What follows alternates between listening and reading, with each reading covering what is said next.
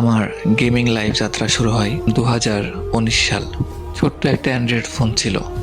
ফোনটির র্যাম ছিল 1.5 GB, 1 GB plus 1+5 GB যেটাই মনে করেন। 1.5 GB র্যামের ফোনে আমি গেম প্লে করা শুরু করি। তো সেই ফোনে আমি আমার সাথে যেগুলো ভাইগুলো খেলতো, ভাই ব্রাদার্স খেলতো, সবার ফোনে মোটামুটি ভালো র্যাম ছিল। 2 GB, 3 GB র্যাম, 4 GB পর্যন্ত র্যাম। তখন মেবি হাই কোয়ালিটির র্যাম ছিল 4 GB। তো ওই সময় আমার ফোনের র্যাম ছিল 1.5 GB। তো আমার ফোনে গেম প্লে একদমই করা যাইতো না।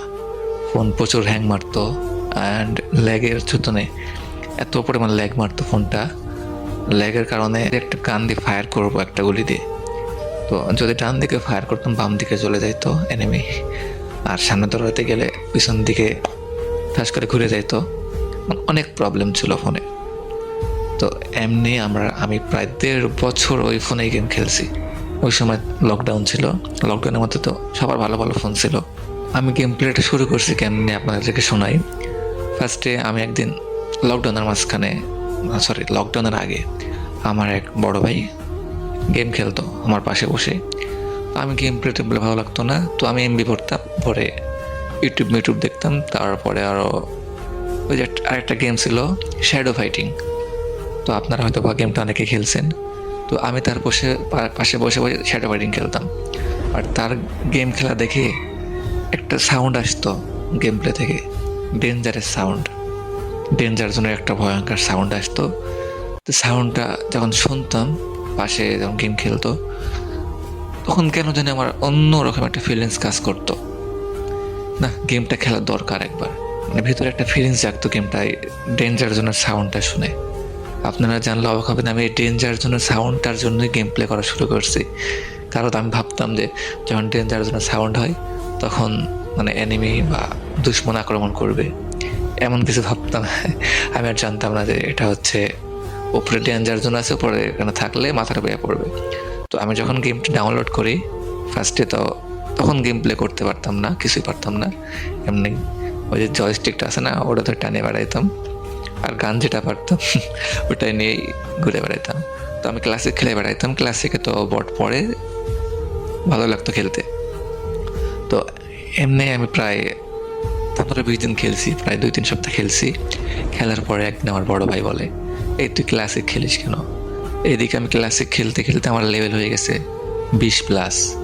প্রায় তখন মেবি আমার লেভেল ছিল 23। হ্যাঁ, ওই সময় আমার এক ভাই বলতেছে, দেখ তুই এই ক্লাসিক সারাদিন খেলে কি লাভ হবে, তোর কোনো ফায়দাই হবে না। তুই বিয়ার র্যাঙ্ক খেল, অনেক মানে লেভেল আপ হবে, আর তুই হিরোইক উঠতে পারবি। হিরোইক এটা কি বুঝতাম না। তো এটা দেখার জন্য আমি বিয়ার র্যাঙ্ক খেলা স্টার্ট করি। তো প্রথম যেই ম্যাচে নামছি ভাই, আমি ওই ম্যাচে নামার সঙ্গে সঙ্গে মেরে দিস আমারে। আমি বলছি, ভাই আমার গেম খেলবো না, বিয়ার র্যাঙ্ক খেলবো না, আমি ক্লাসিক খেলবো। আমি এখানে মারতে পারি, বিয়ার র্যাঙ্কে এনে আমি মারতে পারি না। তো এটা শুনে আমার ভাই বকা দিছে আমারে, তুই বিয়ার ক্লাসিক খেলে কোনো লাভ নাই, শুধু সময় নষ্ট হবে। তুই বিয়ার র্যাঙ্ক খেল, অনেক কাজে লাগবে। বিয়ার র্যাঙ্কে ডায়মন্ড উঠতে পারলে এই দেয়, এগুলো গিফট অনেক কিছু পাবি। তো অনেকে গ্রুপে গেলে তখন যখন শুধু ক্লাসিক খেলতাম, গ্রুপ থেকে কিক করে দিত। বাট আমাকে বলতেছে, যখন তুই ডায়মন্ড হিরোইকে উঠবি তখন তোকে সবাই সম্মান দিবে। দেখতাম যে অনেকে গ্রুপে গেলে যারা ডায়মন্ডে আছে, হিরোইকে আছে, ওই দেখলে ভাই বিগ ফ্যান করতো। তো আমার ইচ্ছা ছিল আমাকে বিগ ফ্যান বলবে। তো তখন আমিও গেলাম বিয়ার র্যাঙ্ক খেলার জন্য। তো শুধু যাই পড়ি আর মরে যাই। গেম প্লে আর করা হয় না, করতে পারি না, শুধু মাইনাস খাই। টানা 3 দিন খেলার পরে ভাই আমি ব্রোঞ্জ থেকে সিলভারে উঠছি।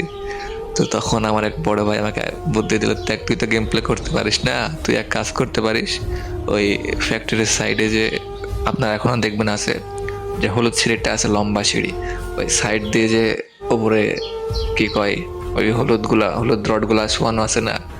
তো আমি ওটার উপর নেমে পুরো ম্যাচ ওখানে শুয়ে থাকতাম। তারপরে বিমান শক্তির উপরে যে বিমান শক্তির বড় খাম্বাটা আছে গোল, ওটার উপর শুয়ে র্যাঙ্ক পুশ করতাম। ভাই এগুলা ভাবলে আমার যে হাসিটা পাই। যাই হোক, যদি ভিডিওটা দেখে আপনারা বিরক্ত ফিল হন, আপনারা যাইতে পারেন। এটা আমি আমার গেম প্লেতে মানে গেম জগতে কেমনে আসলাম তাই স্টোরিটা শোনাচ্ছি আপনাদেরকে। আপনারা যদি শুনতে ভালো লাগে শুনেন, না ভালো লাগলে আপনারা ভিডিওটি স্কিপ করে যাইতে পারেন।